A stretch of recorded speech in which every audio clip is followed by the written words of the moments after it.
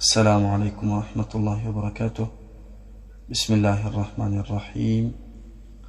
یعقوب علیه السلام با همسران و فرزندانش که 11 نفر بودند از عراق به فلسطین هجرت کردند و فرزند 12مش در فلسطین تولد شد. بنیامین نام داشت. بعد از گذشتن سالها الله متعال به یعقوب علیه السلام مال و ثروت و برکت در اهلش عطا کرد. یعقوب علیه السلام را مردم بسیار احترام میکردند و به سخنهایش گوش میانداختند. از فرزندان یعقوب علیه السلام یوسف بسیار هوشیار بود، بسیار با حکمت بود. یعقوب علیه السلام یوسف را بسیار دوست می داشت. یوسف علیه السلام از کودکیش بسیار زیبا بود. الله متعال در یک سوره بزرگ قصه یوسف علیه السلام را فرموده است. سوره یوسف، از شروع این سوره تا آخرش قصه یوسف علیه السلام است و این سوره مبارک در مکه نازل شده است. بعد از شنیدن این سوره انسان بسیار هم راحت میکند. علما میگویند انسانی که ضیقی داشته باشد، دلتنگی داشته باشد، با شنیدن این سوره دلتنگی و ضیقیش دور می شود. چطوری که گفته بودم این سوره در وقت نازل شد که رسول الله صلی الله علیه و سلم بسیار غمگین بود، دلتنگ شده بود. سالی که عمک و همسر رسول الله صلی الله علیه و سلم وفات کردند، الله متعال این سوره را نازل کرد تا که به رسول الله صلی الله علیه و سلم نشان دهد بعد از سختی ها آسانی است. روز یوسف علیه السلام خواب دید، بسیار خواب عجیبی دید. هنگام سحر شد به پدرش گفت ای پدر، من خواب دیدم. پدرش او را به جای تنهایی بود و گفت چی خوابی دیده ای؟ یوسف علیه السلام گفت دیدم که 11 تا ستاره و آفتاب و ماهتاب به من سجده میکنند. پدرش فهمید که یوسف را جایگاهی است. پدرش میدانست که برادرانش حسد میکنند اگر این خواب را بشنوند. برای همین یوسف را به جای دوری برد از دیگران و به یوسف گفت ای پسر، این خواب را به هیچ کسی نگو. یعقوب علیه السلام دوری یوسف را تحمل نمی کرد. وقتی یوسف علیه السلام به بیرون می برآمد دلش تنگ می شد. برادرانش دیدند که یعقوب علیه السلام یوسف و بنیامین را بسیار دوست می دارد. گفتند یوسف و بنیامین در نزد پدرمان محبوب تر است، در حالی که ما گروه نیرومند هستیم. میگمان پدرمان در اشتباهی آشکار است. در اینجا شیطان کار خود را شروع کرد. در بین آنها وسوسه کرد یوسف را بکشید یا او را بر سرزمین دوری روان کنید تا توجه پدرتان به شما شود و بعد از آن توبه میکنید و افرادی صالح میشوید. برادر بزرگ آنها یهودا گفت یوسف را نکشید و اگر میخواهید از او خلاص شوید او را در چاه بیاندازید تا که مردمی که گذر میکنند و از چاه آب میگیرند او را میابند و با خود میبرند و او را میفروشند و خلاص میشوید. مصلحت آنها شد که از او یعنی از یوسف خود را خلاص میکنند. به نزد پدرشان آمدند و گفتند پدر جان، تو را چی شده است که ما را بر برادرمان یوسف امین نمی شماری در حالی که ما خیرخواه او هستیم؟ پگاه او را با ما به صحرا بفرست تا از میوه ها بهره ببرد و با ما بازی کند، ما نگهبان او هستیم. یعقوب علیه السلام گفت وقتی او را به بیرون میبرید من را اندوهگین میکنید و از این میترسم که گرگ او را بخورد در حالی که شما از او غافل باشید. گفتند با این که ما گروهی نیرومند و قوی هستیم، اگر گرگ او را بخورد در آن وقت ما زیانکار خواهیم بود. پدرشان را بسیار زار کردند و وعده های زیاد دادند. یعقوب علیه السلام راضی شد و یوسف را با آنها روان کرد. وقتی که از منطقه خود برآمدند، در راه یوسف را میزدند، دشنام میدادند. یوسف را بسیار بد میدیدند. یعنی شیطان در دل آنها بغض را پیدا کرد و برادر خود دشمنی کردند. وقتی به نزد چاه رسیدند و یوسف را به چاه فراوردند، یوسف در بالای سنگ فرامد که از همه طرفش آب بود گریه کرد. از سوی الله متعال به او الهام آمد: ای یوسف، ضیق نشو، وقتی می شود که تو آنها را به این کاری که کردند با تو خبردار میکنی. و یوسف علیه السلام هم آرام شد، فهمید که از چاه می براید. برادرانش بیگاه برگشتند به خانه‌شان و گریه میکردند، گویا که بسیار هم ضیق هستند.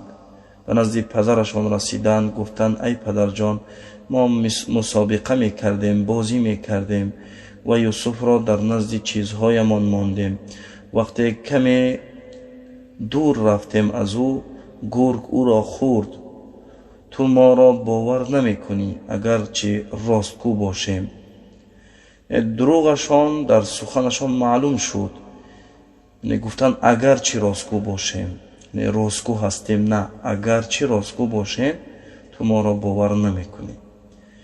ابن عباس رضی الله عنه میگوید گوسفندی را ذبح کرده بودند و لباس یوسف را به خون گوسفند آلوده کردند و به پدرشان نشان دادند که گرگ او را خورده است. یعقوب علیه السلام گفت این گرگ ها چه رحمدل هستند، پسر من را خوردند اما لباسش را ندراندند. این کاری که شما کردید خودتان بافتید، ولی من صبر میکنم، کار من صبر است. الله متعال مددگار من است. به نزد چاه قافله میگذشت. از نزد چاه قافله میگذشت و خواستند از آب بنوشند. یک نفر را روان کردند که بیند چاه آب دارد یا نه. مشک را در چاه انداخت. وقتی مشک را به بالا برداشت، مشک وزنین شد. وقتی که به بالا برداشت دید پسری بسیار هم زیبایی است. گفت خوشخبری است، مردم قافله خوشخبری است، اینجا کودکی است. یوسف علیه السلام 12 ساله بود و در زیبایی حد نداشت. یوسف علیه السلام را پنهان کردند با خود. در همان زمانه با نرخ قیمت می خریدند کودکان زیبا را. یوسف را پنهان کردند که ممکن است از کسی گم شده باشد، او را اگر بیابد از ما می گیرد. و قافله به سوی مصر حرکت کرد. وقتی به مصر رسیدند، یوسف علیه السلام را با نرخ ارزان سراسیمه فروختند تا کسی نگیرد او را از آنها. ابن عباس رضی الله عنه میگوید او را 20 درهم فروختند، بسیار به نرخ ارزان فروختند. یوسف را وزیر مصر خرید و به همسرش هدیه کرد و گفت این پسر را جایگاهی والایی است و او را یعنی جایگاهی بلند بده، شاید او به ما فایده بیاورد یا او را با فرزندانی خود قبول کنیم. وزیر مصر فرزنددار نمی شد. یوسف در خانه وزیر مصر تربیت شد. الله متعال او را بعد از سختی به جایگاه والا رسانید او در قصر بعد از وزیر کارهای قصر را اداره میکرد. الله متعال یوسف را علم و حکمت و تفسیر خوابها عطا کرد. در عمری که جوان بود بسیار شخصیتی با علم و با حکمت و از تفسیر خوابها با خبر بود. وقتی عمر یوسف 17 سال شد و برومند شد، زیباییش بیشتر شد.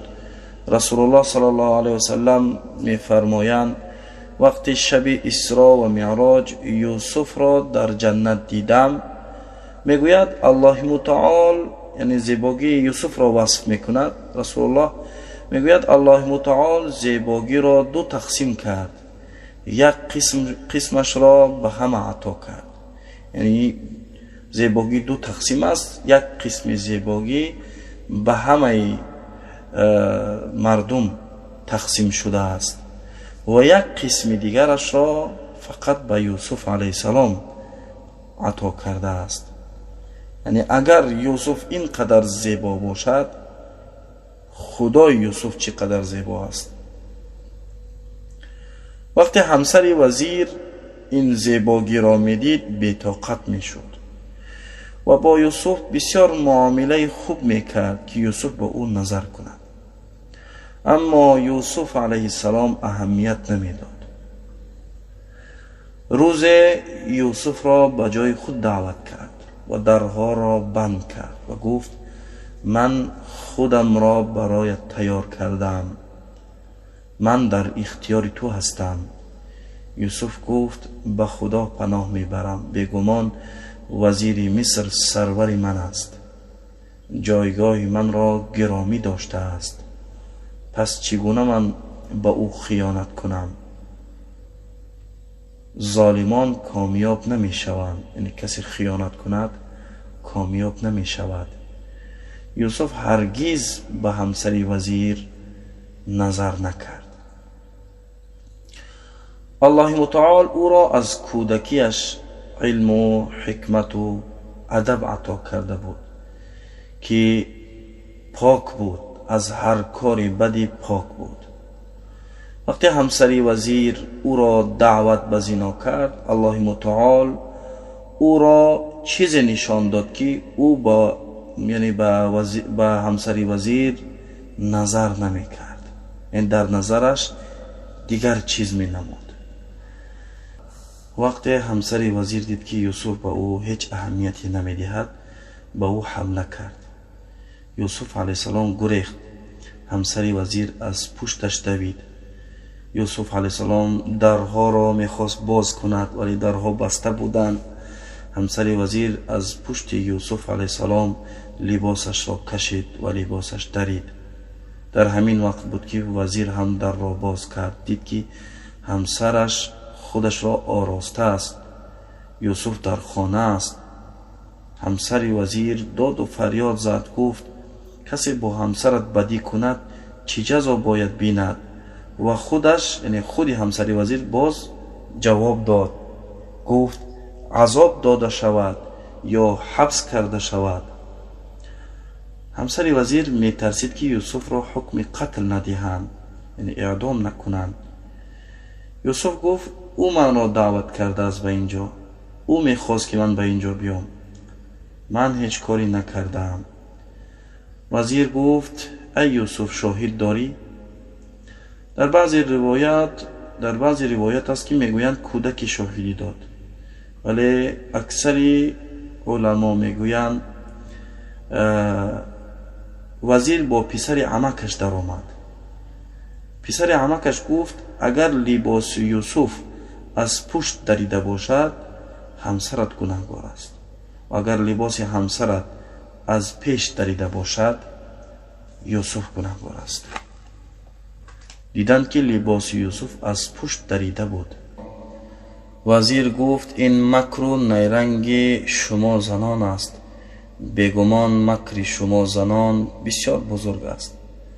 بعد از دیدن این ماجرا وزیر گفت ای یوسف این ماجرا را فراموش کن و به همسرش گفت تو گناه خود را آمرزش بخواه، تو گناهکار هستی.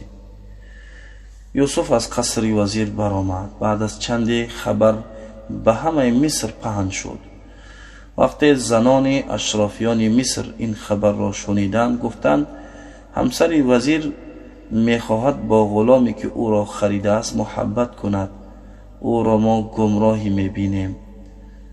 همسر وزیر سخنهای زنان اشرافیان مصر را شنید، یعنی به او رساندند. کسی را روان کرد تا که همه آن زنان را دعوت کند به قصر و مجلسی بزرگ برگزار کرد. خوراک‌های بهترین را فراهم کرد و به هر زنی یک کارد و یک میوه در دست داد و به یوسف امر شد که برآید به نزدشان. وقتی یوسف علیه السلام برآمد، زنها یوسف را دیدند، دستهای خود را از حیرت می بریدند. از آن زیبایی که یوسف داشت زنها دیدند در حیرت ماندند، حیرت زده شدند، دستهای خود را می بریدند و می گفتند پناه به خدا، این انسان نیست، این ملائکه است. زنها در حیرت بودند از یوسف. همسر وزیر گفت این همان است، همان کسی است که من را درباره او سرزنش میکنید. بله، براستی من او را دعوت کردم به خودم، پس او خودداری کرد، یعنی او به من اهمیت نداد و اگر آنچه را به او امر میدهم انجام ندهد زندانی میشود و خار و زبون خواهد بود. با این کار تمام نشد. همه زنانی که در آنجا وجود داشتند میخواستند یعنی یوسف با آنها نزدیک شود. به یوسف علیه السلام حمله کردند. همه زنان نشسته بودند، به یوسف علیه السلام حمله کردند. هر یکی از آنها یوسف را برای خود میخواست. دیگر شرم و حیا نماند در بین زنان. ما خطبکن اذ راودتن یوسف عن نفسی. یوسف علیه السلام دعا کرد پروردگارا، زندان برای من محبوب است از آنچه مرا به سوی آن دعوت میکنند و اگر فریب و مکر آنها را از من نگردانی به سوی آنها میل میکنم و از نادانان خواهم بود. این ماجرا در بین مردم پهن شد. زنان مصر، زنان اشرافیان مصر، همسر وزیر مصر با یوسف محبت کردند، او را میخواستند و از هر طرف وزیر میشنید، همسر وزیر میشنید. مصلحت کردند که این شرمندگی را از خود دور کنند. ابن عباس رضی الله عنه میگوید یوسف را در بالای خری شناندند و به کوچه های مصر حرکت میکردند. یک شخص دیگری با تبلک میزد و با آواز بلند میگفت ای مردم، یوسف عبرانی میخواست همسر وزیر را، او گناهگار است. همسر وزیر گناهگار نیست، زنها گناهگار نیستند و جزای او زندانی است. این کار را کردند تا که همسر وزیر یعنی خود را از سخنان مردم پاک کند و یوسف را زندان کردند. با یوسف دو نفر دیگر هم زندانی شد که جوان بودند. چنده در زندان با یوسف علیه السلام زندگی کردند. مردم زندان پاکی یوسف را دیدند، اخلاق و ادب و عبادت یوسف را دیدند، در تعجب ماندند این چه قسم انسان باشد. او را این قدر سخنهای بد گفتند ولی او مانند نیست، به شخصی که او را گفتند مانند نیست و به یوسف بسیار نزدیک شدند و آنها فهمیدند که یوسف شخص حکیم و عالم است، حتی که علم تفسیر خواب را میداند. او را احترام میکردند. یک شب دو جوان خواب دید. یکی از آنها گفت من خواب دیدم که انگور برای شراب تیار کنم و دیگری گفت من خواب دیدم که نان بر سر حمل میکنم و پرندگان از آن میخورند. ما را از تعبیر آن آگاه کن، بیگمان ما تو را از نیکوکاران میبینیم. یوسف علیه السلام با آنها گفت پیش از تعبیر کردن خوابتان برایتان میگویم که چی خوراکی برای ما میآورند. یعنی ملائک برای او وحی میکرد که چی خوراکی میآورند و یوسف به آنها میگفت تا که یقین کنند که راست میگوید. یوسف علیه السلام گفت ای رفیقهای زندانی من، اما یکی از شما آزاد می شود، پس سرور خیش را شراب خواهد نوشانید و اما دیگر پس بدار آویخته می شود، آنگاه پرندگان از گوشت سر او خواهند خورد. یعنی شخصی که از انگور شراب تیار میکرد معنای خوبش این بود که باز به کار دیرینش برمیگردد و سرور خود را شراب می نوشاند و شخصی که بر سر خود نان حمل میکرد او را بدار می آویزند و از گوشت سر او پرندگان میخورند. امری که درباره آن از من نظر خواستید چنین مقدر شده است. در حقیقت یکی دار کشیده شد و دیگری آزاد شد. یوسف علیه السلام به آن کسی که آزاد شد گفت مرا نزد سرورت یاد کن، در نزد پادشاه بگو که من بیگناه هستم. ولی وقتی او آزاد شد فراموش کرد و یوسف چند سال دیگر در زندان باقی ماند. بعضی مورخین میگویند جبرائیل علیه السلام به نزد یوسف علیه السلام آمد در زندان و گفت تو را از برادرانت کی خلاص کرد؟ یوسف علیه السلام گفت پروردگارم. جبرائیل علیه السلام گفت از چاه که تو را به این مرتبه رساند؟ یوسف علیه السلام گفت پروردگارم. جبرائیل علیه السلام گفت پس چرا غیر از او طلب نجات میکنی؟ یعنی اگر پروردگارت تو را از همه این فتنه ها نجات داده باشد پس چرا غیر از او طلب نجات میکنی؟ یوسف علیه السلام 7 سال دیگر در زندان باقی ماند. شب پادشاه مصر خوابی دید. گفت من در خواب 7 گاوی چاقی را دیدم، یعنی 7 گاوی فربه را دیدم که 7 گاوی لاغر آنها را میخوردند، گاوی لاغر گاوی خراب، و 7 خوشه سبز و 7 خوشه دیگر را خشک میبینم. ای بزرگان درباره خواب من نظر دهید اگر خواب را تعبیر میکنید. شخصانی که در اطراف پادشاه بودند از معبرین خواب بودند، جواب خواب را تعبیر کردن نتوانستند، گفتند این خواب پیچیده است، ما تعبیرش را نمیدانیم. شخصی که از زندان آزاد شده بود و ساقی پادشاه شده بود وقتی خواب پادشاه را شنید در یادش یوسف علیه السلام آمد. گفت من خواب شما را میدانم که تعبیر میکند، پس من را به سوی جوانی زندانی بفرستید. پادشاه ساقی را به زندان فرستاد. ساقی به نزد یوسف علیه السلام آمد و گفت ای یوسف، ای مردی راستگو، خواب پادشاه را تعبیر کن. 7 گاوی چاق را 7 گاوی لاغر میخورد و 7 خوشه سبز و 7 خوشه دیگر خشک. برای ما نظر بده، من به سوی مردم بازگردم، شاید آنان از تعبیر این خواب با خبر شوند. یوسف علیه السلام گفت 7 سال پی در پی زراعت کنید، پس آنچه را درو کردید کمی را برای خوردنتان گیرید و باقی را در خوشه هایش باقی گذارید. سپس بعد از آن 7 سال سختی خشک سالی می آید که آنچه را برای آن سالها ذخیره کردید می خورید و کمی را برای کاشتن می گذارید.